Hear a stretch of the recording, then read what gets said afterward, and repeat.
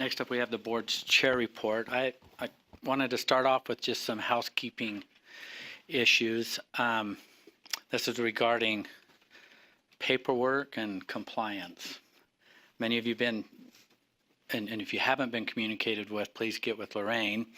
But we have on the state some financial disclosures that are due by the 10th. I've got the date right. And also conflicts of interest. And then there's more paperwork to follow after that. That's right away. And then my other, yes. I just want to add that this is serious. The state auditor called me last May and terrorized me for about a week, saying he's going to issue a letter on me because of this. And eventually we found the reports and showed it to him, and he's like, oh, whoops. But, you know, they are ferocious. So they're looking for blood. So you better get them in. Well, my experience last year was a little different than board members' right. I made a phone call to the contact person and said, okay, I don't have a bunch of fun. What do I, and my hand was held very well through the process. I had compliance assurance before the deadline that I had my submittals in. And so you can choose your experience. Okay, well, there's more to this. Then there's another part of this that, Lorraine, aren't you going to address it in February if you'll? Well, let's give them a heads up. This is our round one on the state side. Then we have another. Right. This is the state's disclosure form. It's required of every elected person. So you can send them to me and I'll send them on, or you can send them directly to the state, and it's up to you. But I'm happy to help with that. Next month I'll be distributing, it's the board's internal disclosure form, and that's required in the board bylaws. It's required we post it as well. And you've gone through last year, made some changes to that. So I'll be passing it out next month. I didn't want to do it this month because I thought it would be confusing with the other one. So you'll be getting those. And again, they're required of every board member, and I will be having them posted on the board's website. So maybe some lessons learned where Lorraine's inviting to have that on file, whatever we've turned into the state, if we want to. If you choose to do that, it's not a requirement that you get the same documents to Lorraine, then she becomes our advocate, and we can dot those I's twice and cross those T's twice. But it's real important, as board member Wright said. So does anyone have any questions on that? It's a compliance issue. So appreciate you. I have a question. Yes. So we received it electronically. Can we fill it out electronically and send it back to you, or do we have to print it and then sign the bottom? It can be from my experience, it can be done electronically. I did it last year electronically. But I printed it and kept it. Also in my file. Plus with the transmission plus the acknowledgement that they were in receipt. Board Member Stokes. So just to be clear, we're talking about 3 separate but equal reports. Number 1, there's the campaign financial disclosure. Number 2, there's the state conflict of interest, and then number 3, there's our internal board one, right? So those are the 3. I'm just looking for Lorraine to shake her head. Those are the 3.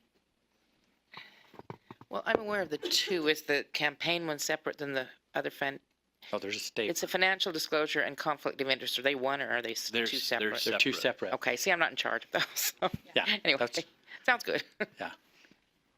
So you can print them off, you can fill them out, you can fax them back if people still fax, but they can be done electronically, however you choose to do it. So you've been informed, so I think it's real important. So thank you.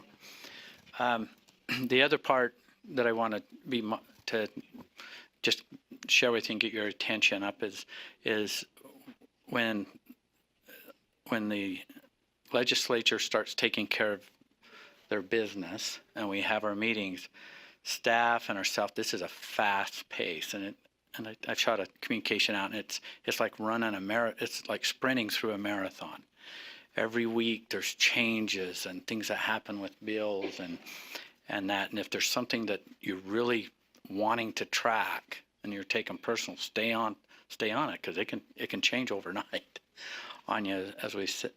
And so if you're really going to be aggressive on this tracking, and then we have resources here that will help guide us in accessing that data. At the same time, they're trying to, as they're engaged in conversation and are also trying to keep their updates up, it's, from what I found in the past, it's not always going to be perfect, but it's going to be close to, and everyone's working on it. So get ready if you're going to get engaged. The other thing that I wanted to bring to your attention is position on bills. We have been really careful in the past not to take a hard position on bills until they get right to the end, and we have to, because you can take a position early and then it can tweak and change. So be mindful of that as you're making motions, and that as we're in our meetings up on the Hill, that you act too soon, it sends a message. But last year I thought it went really well with a lot of patience in not giving a full thumbs up on certain things that are happening there. So I'll check that one off. The other thing is, I just want to appreciate you for this past year of service, and that to the board. I know many of you put a lot of hours in preparing for this meeting. You're engaged in your LEAs and your district, and it's much appreciated. I know on the leadership side and staff, we're going into, some of us, and I think most of you have signed up to this conference this week, and we'll be rubbing shoulders with a lot of superintendents and BAs and board members.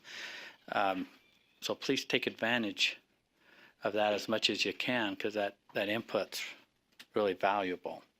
And I also, from my experience, I try not to just limit my exposure or my conversation to just those that are in my voting district. There isn't anything out there that says you're limited to only talk to people that are in your district. We are the State Board of Education, and we represent the whole state. So hopefully you can take advantage of those opportunities to learn. So again, thank you for your service. This is going to be I think it's going to be a really good year. I know the legislators I've talked to are anxious to see what happens through appropriations and the funds and that, but I think we're poised for something really special.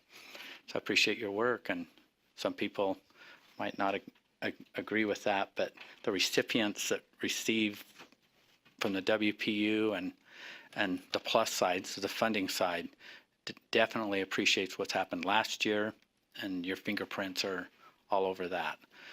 So I think we can certainly try to repeat or find betterments this year. So thank you for your service, and I'm looking forward to a pretty aggressive, fast-running legislative session.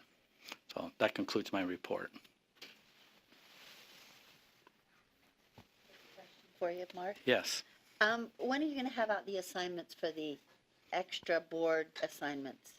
Okay, that is a really and are good. we going to do that just as one list, because it really is public information as opposed to piecemealing that? No, I think our strategy is that we're going to get back together as leadership, try to knock it out this week, and personally contact everyone on their assignments. You know, it would be really helpful for me as a board member to know all the people's assignments, not just my own. But we want to talk and then have it. True, but just a list instead of just Yeah. one person's She's talking list. about the additional auxiliary. Well, that's the old one. Yeah. It's not But the then, new but the one. new one, the update, any of the updates will be in there also. No. I guess I'm not making my point very well, but okay, I'll just wait to see.